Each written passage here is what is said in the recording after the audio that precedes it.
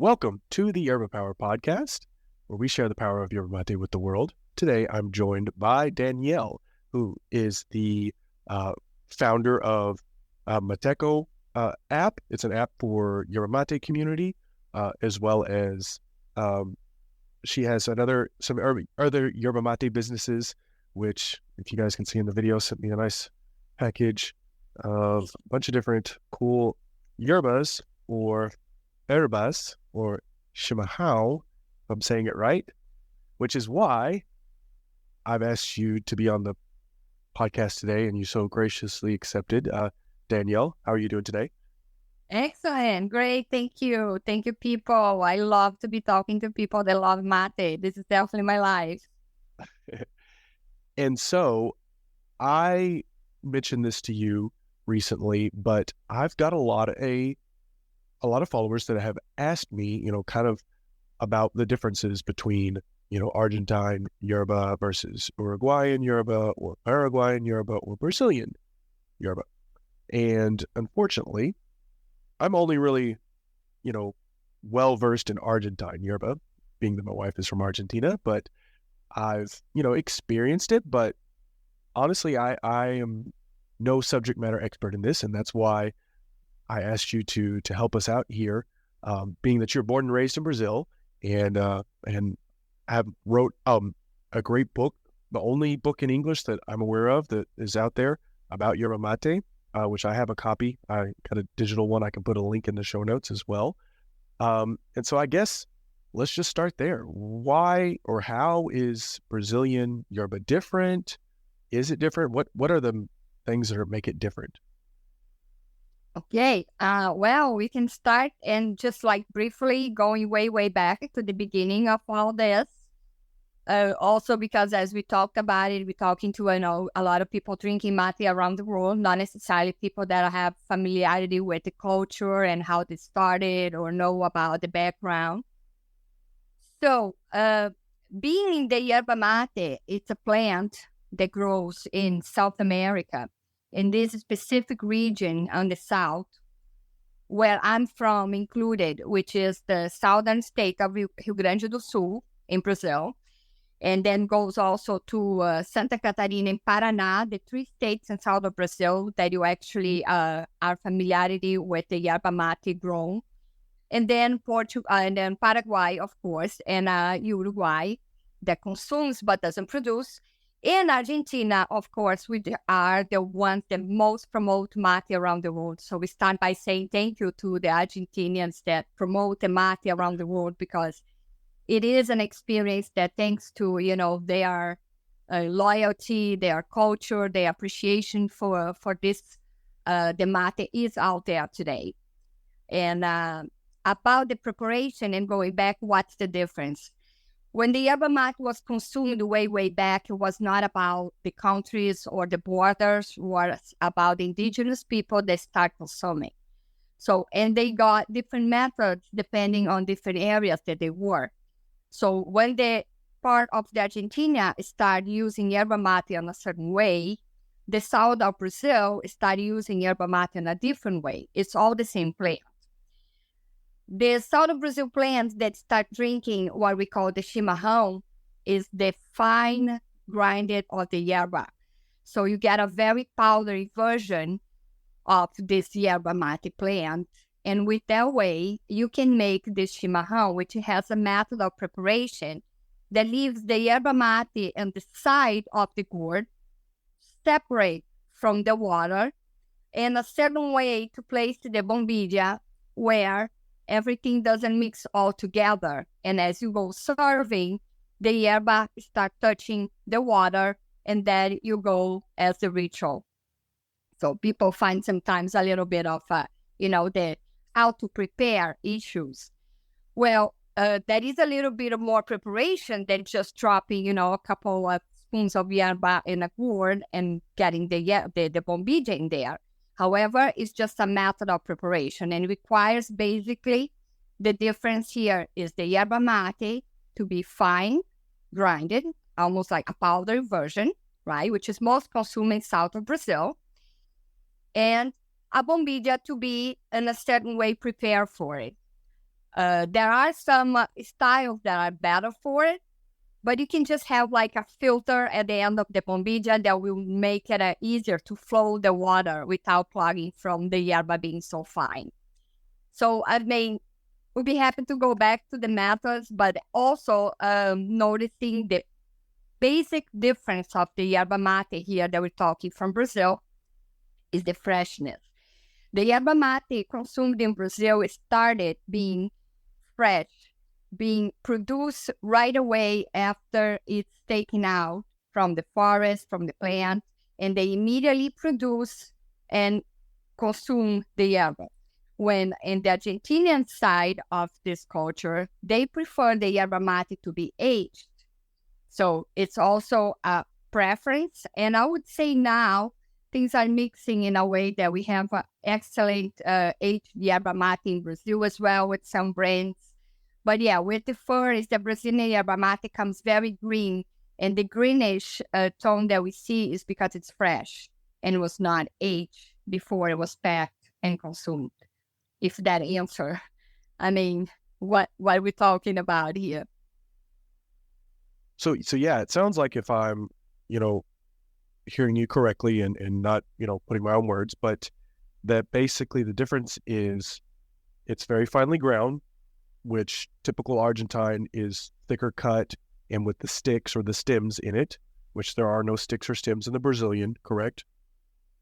And then also it's not aged, which typical Argentine yerbas are a minimum of like 6 months and all the way up to like 2 years of aged, and somewhere in between 12 months, 2 years. And so I guess that's the long and short of it. So that... Yeah, and again, noticing that nowadays the production is very extensive of yerba mate being consumed around the world. So the brands are now extending to this need and demand. So you see a lot of Brazilian brands that have a loose leaf cut. So that means in most cases, the texture will be similar to the Argentinian cut that you're used to it, that you're talking about. However, it's a fresh leaf on that cut.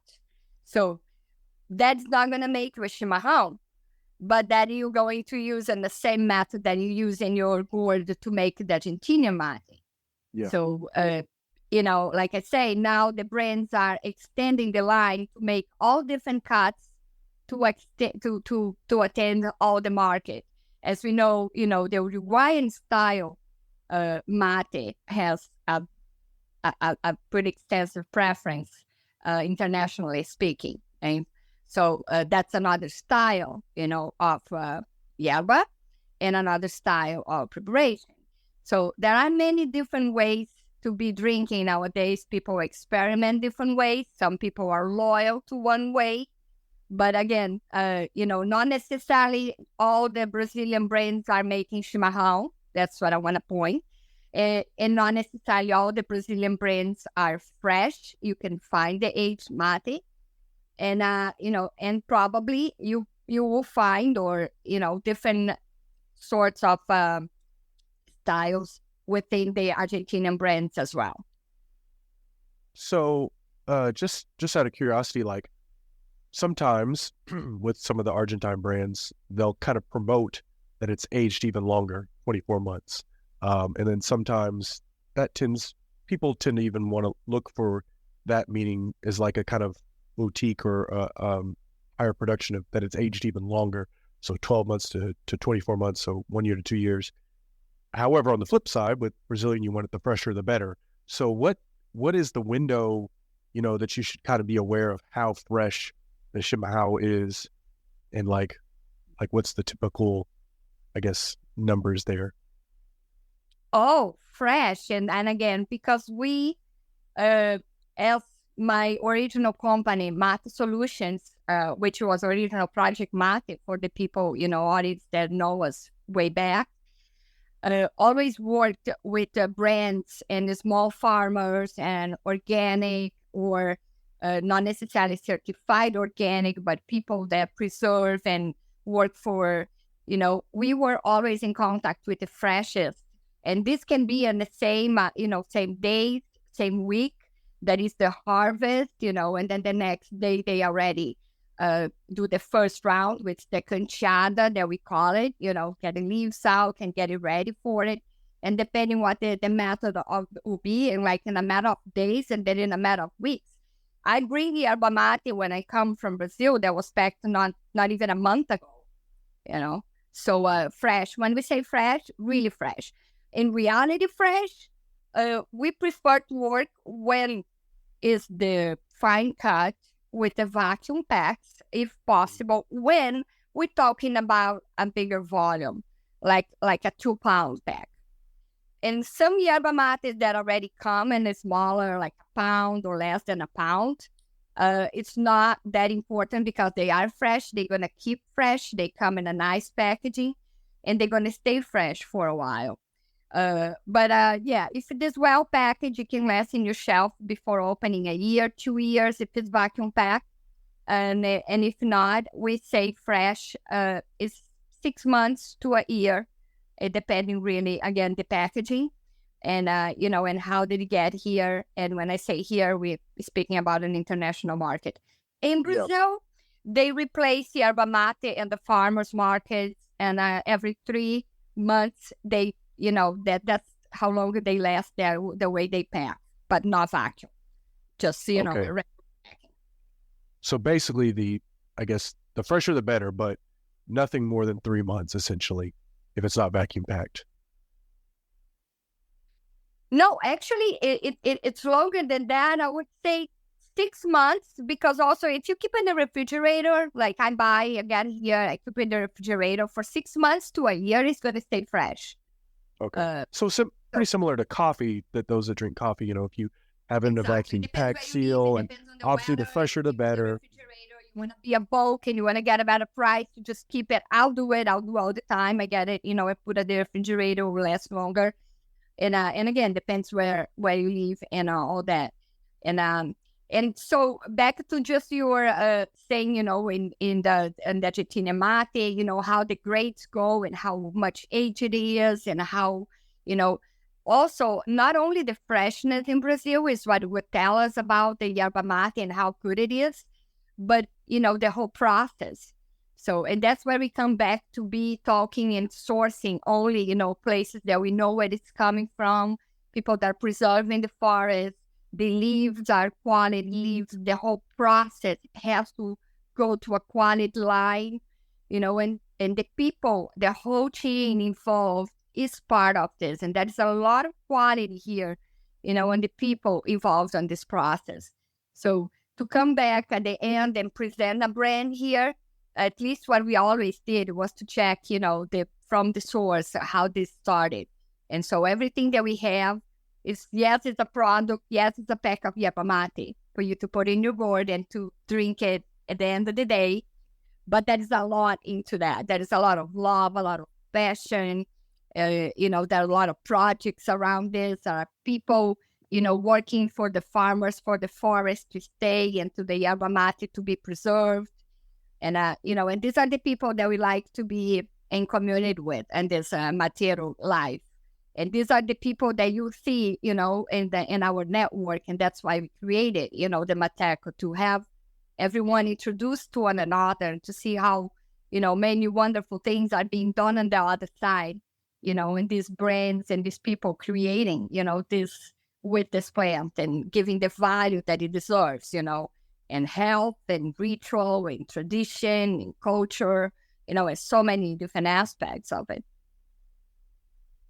Thank you for clarifying and helping us understand, myself included, because definitely it was something that I've been meaning to talk about for a while, is talking about, Yerba in Brazil, because I don't know that anyone does. I personally, even my own podcast where I educate people about yerba mate, and it's like I don't know who to even turn to myself to learn about it. So it's kind of interesting that no, that's very insightful, and thanks for sending me all these great chimarrão and yerbas, and so I will definitely get some reviews for these for you guys listening, as well as for you, Danielle, to put some of this stuff out there for you guys to see what it's like, at least my opinion, I guess, of it, if you want to check it out yourself, Mate Solutions, you guys sell it all there.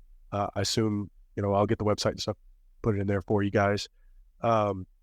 Anything else that you want to let the audience know about, or anything else, places that they can find more information about Mate Solutions or you?